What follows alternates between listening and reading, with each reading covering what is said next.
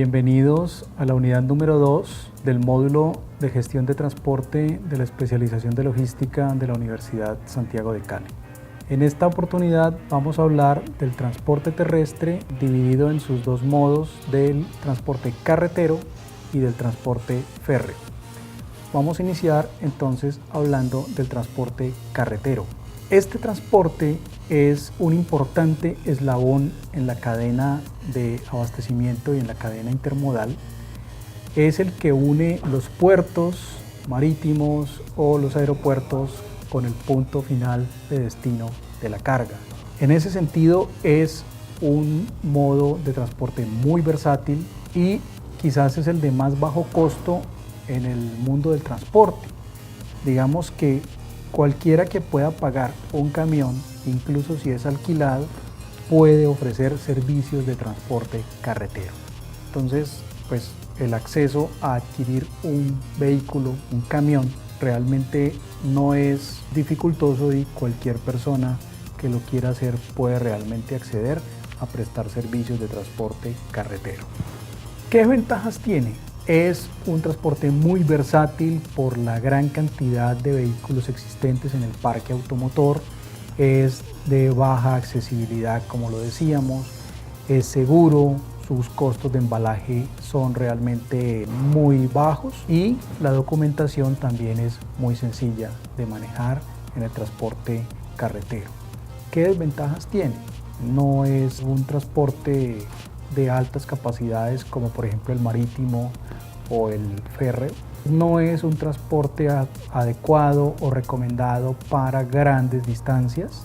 La congestión de tráfico y las regulaciones de tráfico en las vías definitivamente representan para el transporte carretero unas restricciones y unas limitaciones y condicionantes que pueden afectarlo y de hecho lo afectan.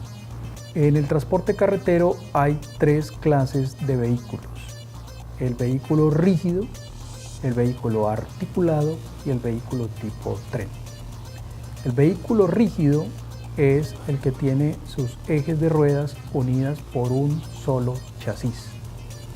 El vehículo articulado es el que tiene sus ejes de ruedas unidas por dos o más chasis. Y finalmente el vehículo tipo tren es un vehículo que tiene diferentes chasis uniendo diferentes vagones, pero en este caso no es que sea un tren de vía férrea. Estamos hablando de los trenes, por ejemplo, cañeros, que utilizan la carretera común y corriente, pero que son vehículos tipo tren. Tipos de camiones. Hay camiones de plataforma abierta, hay camiones con carrocerías de estacas y lonas que lo cubren, hay camiones cerrados tipo furgones para carga general, para carga refrigerada. Están los camiones tolva, están los camiones tanques para transporte de líquidos, están los camiones para cargas especiales, como por ejemplo los de transporte de vehículos que se conocen como niñeras, los vehículos para transporte de animales y las camas bajas, como son los vehículos que sirven para el transporte de maquinaria pesada. ¿Cómo se configuran los vehículos o los tipos de vehículos? Un vehículo rígido que tiene dos ejes de ruedas se clasifica como un C2. Eso significa que es un vehículo rígido que tiene dos ejes. Hay otro tipo de vehículo rígido que es el C3, que es un vehículo que tiene un eje de ruedas delantero y dos ejes de ruedas posteriores, pero que están unidos por un solo chasis. Entonces la clasificación del primero es C2. La clasificación del segundo es C3. También existe un vehículo C4, que son los conocidos como cuatro manos. Son vehículos que tienen dos ejes de ruedas delanteros y dos ejes de ruedas traseros unidos por un mismo chasis. A partir de allí ya hablamos de los vehículos articulados. Los articulados se clasifican con sus dos chasis. Entonces el camión, que corresponde a la C, que puede tener dos ejes, entonces sería un C2, y un semirremolque que corresponde con la letra S, y si él tiene un eje, pues entonces sería un S1. Si tiene dos ejes sería un S2, si tiene tres ejes sería un S3. Esto tipifica la conformación o la configuración de los vehículos articulados. C2S1, C2S2, C2S3, C3S1, C3S2, C3S3. Un C3S3 es un vehículo que tiene 6 ejes de ruedas, 3 en el cabezote y 3 en el semirremolque. De esta manera se configuran los vehículos tanto rígidos como articulados. Esta configuración es muy importante porque en el costo de peajes de las vías de las carreteras, el peaje se cobra por el número de ejes de ruedas que tenga un vehículo.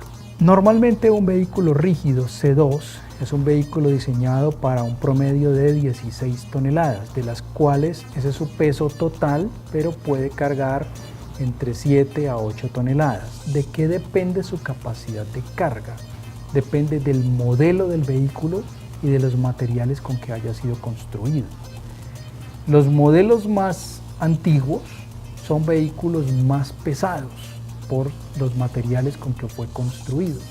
Por lo tanto, su capacidad de carga es inferior. Los vehículos más modernos son construidos con materiales más livianos, por lo tanto su capacidad de carga aumenta. Bien, entonces recordemos que hay pesos máximos permitidos para el transporte de carga por carretera. Los vehículos deben cumplir con esa normatividad. Para eso existen los controles en las carreteras por medio de básculas tanto fijas como básculas rodantes o móviles. Un vehículo debe demostrar su peso total, es decir, el peso del vehículo vacío más el combustible requerido para movilizarse y la capacidad de carga restante. Me explico con un ejemplo. Si un vehículo C2, su capacidad máxima permitida para rodar por carreteras es 16 toneladas y el camión pesa 9 toneladas vacío incluyendo el combustible, su capacidad neta de carga será de 7 toneladas. Por supuesto que si un vehículo excede el peso máximo permitido, pues será multado, será inmovilizado. En este caso, si un vehículo es objeto de inmovilización y de sanción por un exceso en la capacidad de carga que se encuentra transportando, será sancionado el vehículo, el motorista. Cuando decimos el vehículo es el propietario del vehículo, el motorista y la empresa generadora de la carga, es decir, la empresa donde el vehículo fue cargado. También será objeto de sanción. ¿Cómo elegimos un vehículo? Por su capacidad volumétrica, por su capacidad de carga en peso, es decir, en kilos o en toneladas, por los accesos para la carga y la descarga y por los equipos que requiera para ser cargado y descargado. En ese sentido, sabemos que un vehículo se llena por volumen o por peso. La primera de las dos variables que se cope, en ese momento el vehículo ya no puede continuar recibiendo más carga. Los accesos para la carga es importante saber cuál es la infraestructura que requiere un vehículo. Si es un vehículo sencillo, si es un vehículo pesado, si es un vehículo liviano, qué infraestructura se requiere para maniobrar con ese vehículo, tanto en el proceso de carga como en el proceso de descarga. Elementos básicos para el desarrollo del transporte de carga por carretera. Primero, la infraestructura, situación de la cual adolece Colombia en este momento, la infraestructura vial, las vías modernas. En Colombia actualmente hay proyectos de inversión en infraestructura, lo que ha denominado el gobierno nacional las autopistas 4G, que son autopistas modernas en proyectos como por ejemplo la Ruta del Sol, con el que se va a unir el centro del país con la costa atlántica. La vía Bogotá-Lobo Guerrero-Buenaventura, Buga-Lobo Guerrero-Buenaventura. Es la vía que estamos construyendo desde el 2006, cuando se presentó el bloqueo de la vía al mar por el accidente, por el derrumbe, y aún continúa en construcción 9 años después. Esta es una vía demasiado importante que se requiere sobre todo que sea doble calzada hasta el puerto de Buenaventura para realmente que se reduzca significativamente el tiempo de trayecto entre el centro del país y el puerto de Buenaventura. Algunas empresas optan por tener transporte propio, por tener su propia flota de vehículos. Es perfectamente válido siempre y cuando la empresa se asegure de que tener su transporte propio le representa un beneficio superior a contratar el transporte. Y pues puede darse cuando una empresa maneja altos volúmenes de carga, cuando sus despachos deben ser muy frecuentes y no puede admitir el riesgo de estar sometido a que por contratar en un momento determinado una empresa de transporte pueda tener o no tener el recurso de vehículo en el momento en que la empresa generadora de la carga lo necesita. Muchas veces las empresas optan por tener sus propios medios de transporte de carga terrestre. Sin embargo, la tendencia de la mayoría de las empresas que generan carga en Colombia es a contratar el transporte. ¿Por qué razón? Pues porque los fletes son asequibles, porque hay mayor oferta de transporte que demanda, es decir, hay más camiones de los que podemos llenar, y porque de todas maneras tener flota propia tiene una serie de implicaciones de mantenimiento, de costos fijos que muchas empresas no están dispuestas a asumirlos, a administrarlos, porque prácticamente que sería tener un negocio dentro de otro negocio. Porque el transporte y tener un área de tráfico, un área de mecánicos, un área de repuestos, combustibles, pues implica tener todo un negocio, entre comillas un negocio, dentro de la empresa cuyo core business es otro tipo de producto. Entonces optan por contratar el transporte, siempre y cuando, reitero, el riesgo de que en un momento determinado no se pueda conseguir el transporte contratado sea manejable. Los costos del transporte carretero: hay costos fijos, hay costos variables y hay costos administrativos. Los administrativos o gerenciales pues son los de administración de una flota vehicular. Los costos fijos tienen relación con los que de todas maneras hay que pagar aunque los camiones no se movilicen. Y los costos variables son los que se ocasionan cuando los vehículos son movilizados. Los tipos de carga. Hablamos entonces ahora de los tipos de carga que se deben transportar. Fundamentalmente hay dos tipos de carga: la carga general y la carga a granel. La carga general puede ser suelta o puede ser unitarizada. La suelta son los paquetes, las cajas, los sobres. La unitarizada es la que va paletizada o contenedorizada en estivas, en contenedores. Y la carga a granel, que puede ser líquida, sólida o gaseosa. Una de las prácticas que se encuentra muy avanzada en Colombia son las entregas paletizadas en el transporte carretero, cuando un generador de carga puede despachar sus mercancías, sus productos paletizados, embalados adecuadamente sobre estivas de madera, y que en su destino puedan ser igualmente recepcionadas de esta forma, en estivas. Es una ventaja para el proceso de distribución, tanto para los tiempos de carga del camión como para los tiempos de descarga. Realmente se agiliza y eso permite que el camión esté menos tiempo cargando, menos tiempo descargando y sí más tiempo movilizándose y transportando. Para el transporte de líquidos y de cargas peligrosas, de mercancías peligrosas, existe toda una nomenclatura que se debe tener en cuenta y que los vehículos deben de tener con base en unas normas internacionales de marcado de mercancías peligrosas. La primera clasificación son las mercancías explosivas. La segunda de ellas son los gases. En tercer lugar están los líquidos inflamables. En cuarto lugar están los sólidos inflamables. Hay un quinto lugar que son las sustancias comburentes y peroxidantes orgánicos. En el sexto lugar están las sustancias tóxicas e infecciosas. Hay un sexto lugar que son los materiales radioactivos. Esas cargas requieren ser perfectamente identificadas con la nomenclatura internacional de identificación del riesgo según la clase de mercancía. Hablamos ahora un poquito del transporte de carga en Colombia. El transporte de carga por carretera en Colombia, el transporte carretero, está sometido a una cantidad de variables que no han podido ser reguladas satisfactoriamente por el gobierno nacional y por el Ministerio de Transporte concretamente. Hay informalidad, hay guerra de tarifas, hay parque automotor obsoleto, hay libertad vigilada de fletes de acuerdo con los últimos paros camioneros y los acuerdos que el gobierno nacional ha hecho con el sector transportador carretero. En suma, una cantidad de situaciones que no permite que este sector se desarrolle tanto a nivel de los transportadores como a nivel de los generadores de carga.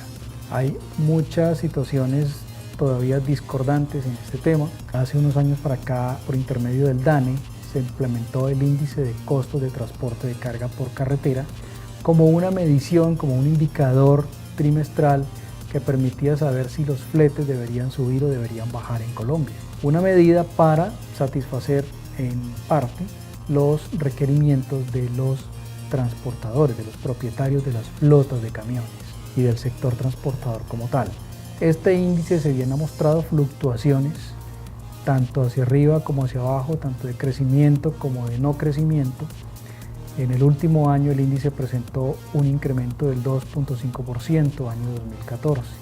Eso significaría, en otras palabras, que los fletes deberían aumentar en Colombia un 2.5%. Sin embargo, hay empresas generadoras de carga que lo cumplen y otras que no lo cumplen. Hay empresas generadoras de carga que lo utilizan como parámetro, otras empresas que sencillamente manejan su libertad vigilada de fletes y demanda y oferta de transporte y negocian las tarifas y negocian los fletes con las diferentes empresas de transporte de carga en Colombia. Finalmente hay un transporte que es el que se conoce como transporte de distribución y es llevar los productos a través de las redes de distribución que pueden ser de diversa índole. Estas redes de distribución en Colombia tienen relación directa con los canales de distribución. Hay canales de distribución como el que se conoce como el canal tradicional, que es el de las tiendas de barrio, y el otro canal que es el canal moderno, que está constituido por los supermercados, las grandes superficies y los hipermercados en el comercio nacional. El canal tradicional, que son las tiendas de barrio, requiere ser atendido por vehículos livianos. La carga debe ser repartida en estos sectores por vehículos livianos, porque pueden tener acceso a las vías que hay para llegar a estos sectores.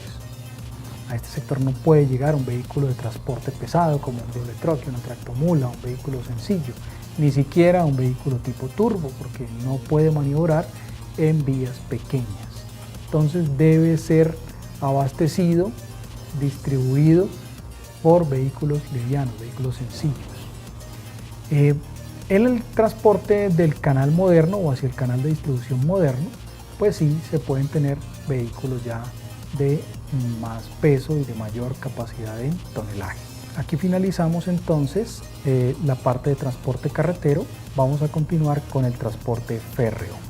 El ferrocarril es un medio de transporte que consiste en una serie de vagones que son arrastrados por una locomotora, por un vehículo motor, y que siempre está transportándose o movilizándose a través de dos rieles paralelos y que están soportados por una serie de vástagos atravesados que conforman lo que se llama una carrilera. Este transporte data de mucho tiempo atrás, uno de los transportes más antiguos de la humanidad, y que está conformado pues por un conjunto de vías, de trenes, de estaciones y de instalaciones que son complementarias para su funcionamiento, siempre por las vías férreas. ¿Qué ventajas tiene el transporte ferroviario? La principal, su capacidad. La segunda, su costo. El transporte ferroviario, por su capacidad y por su vía exclusiva, no es tan costoso como un flete marítimo o como un flete aéreo, por ejemplo. Incluso es más barato que el transporte carretero. Su velocidad es un factor que le da ventaja, y su exclusividad en el sentido de que por la vía férrea solamente se mueven los trenes, no se combina con otros tipos de transporte. Por lo tanto, no tiene problemas de congestiones vehiculares como si lo tiene el transporte carretero, por ejemplo. ¿Qué desventajas tiene? La poca flexibilidad, porque mientras no esté movilizándose a través de una red férrea, de una vía férrea, pues no se puede movilizar. Necesita la red férrea hasta donde vaya. Los transbordos, que de todas maneras no son sencillos, aunque actualmente hay vagones que pueden transportar contenedores y entonces eso facilita el transbordo de carga entre diferentes modos de transporte. Normalmente el transporte ferroviario se utiliza para unir los puertos marítimos con el interior de los países, transportando carga desde los puertos o hacia los puertos. Tendencias mundiales: mayor rapidez, más frecuencias y puntualidad en el transporte férreo. Eso es lo que se busca actualmente en el mundo. Reducción de los costos operacionales y de manutención del transporte férreo. Hay una innovación muy importante en el transporte férreo y son los vagones doble stack, es decir, vagones que pueden llevar dos contenedores sobre sí. Este tipo de vagones requieren una vía férrea más ancha, de 1,10 de ancho debe ser la trocha, mientras que la trocha tradicional o trocha angosta que se conoce son trochas de 75 u 85 centímetros de ancho, es decir, la distancia entre los dos rieles. Estos vagones modernos se soportan en trochas anchas de 1,10, de 1,20 y hasta de 1,30 de ancho. Se trabaja con trenes cada vez más grandes, cada vez más largos, porque cada vez se quiere aprovechar mayormente la capacidad del transporte férreo y las mejoras en la seguridad. Igual los trenes también están sometidos a probabilidades y riesgo de saqueo. Tenemos el tren monorail, que es en el mundo una de las innovaciones, un vehículo que va sobre un solo riel. Tenemos el tren de levitación magnética y los trenes japoneses, que son los de mayor velocidad en el mundo. Bueno, igual ahora ya en Europa hay trenes de altas velocidades, vehículos que se desplazan a 300, 350, 400 kilómetros por hora. Son realmente velocidades importantes. Bueno, en Colombia el tren, digamos que siempre se visualizó la posibilidad de que las vías férreas unieran el sector de la costa atlántica con el sector de la costa pacífica colombiana, y que a través de vías férreas los puertos marítimos colombianos puedan movilizar carga hacia el interior del país, donde están las grandes ciudades y los grandes centros productivos. En Colombia el transporte férreo inició para darle continuidad al transporte fluvial, que fue uno de los primeros transportes de carga en Colombia. La carga entraba a Colombia en el siglo XIX a través del río Magdalena fundamentalmente, y llegaba a puertos interiores como Puerto Berrío, Puerto Salgar, Puerto de Barranca Bermeja, desde donde la carga podía ser movilizada a través de camiones o también a través de los trenes, de las vías férreas. Ese fue el comienzo del transporte férreo en Colombia. En el siglo pasado, en el siglo XX, Colombia nacionalizó sus vías férreas y creó la empresa denominada Ferrocarriles Nacionales de Colombia, que era la empresa encargada de manejar toda la infraestructura férrea a nivel nacional en el siglo pasado. Finalmente, esta empresa no tuvo buenos resultados y se optó por cerrarla y dar lugar a la empresa que se denomina Ferrovías. Se denominó Ferrovías, que es la encargada de administrar la red férrea nacional, de administrar sus vehículos, o sea, sus trenes, sus vagones, sus locomotoras, las vías férreas, los ferrocarriles, administrarla, optimizarla y darle la operatividad, pero también a través de concesiones. Entonces, la red férrea del Atlántico está concesionada a empresas que la operan, y la red férrea del Pacífico también está concesionada a empresas operadoras del sistema, mediante la figura de la concesión. Tenemos entonces actualmente una situación actual, una infraestructura de 3.871 kilómetros de vías férreas en Colombia, de las cuales solamente el 49,5% está activo, o sea, 1.915 kilómetros. Eso está constituido básicamente por tres grandes segmentos: la red férrea del Atlántico, la red férrea del Pacífico y las líneas del Nordeste, que incluyen un poquito el tema de los Santanderes y la zona oriente del país. Tenemos que el 50% de la red férrea nacional no está activa. Actualmente en la costa atlántica hay una red férrea de 150 kilómetros, que es la que transporta el carbón desde el Cerrejón hasta Puerto Bolívar en Santa Marta. Esta es una red privada que pues no se cuenta como la red férrea estatal. Son 150 kilómetros de red férrea para el transporte del carbón colombiano.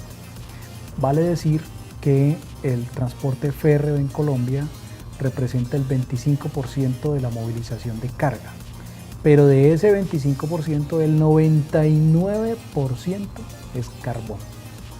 Es decir, en otras palabras, que lo que se mueve en Colombia por transporte ferroviario es carbón en un 99%. El otro 1% son otras cargas, otras mercancías.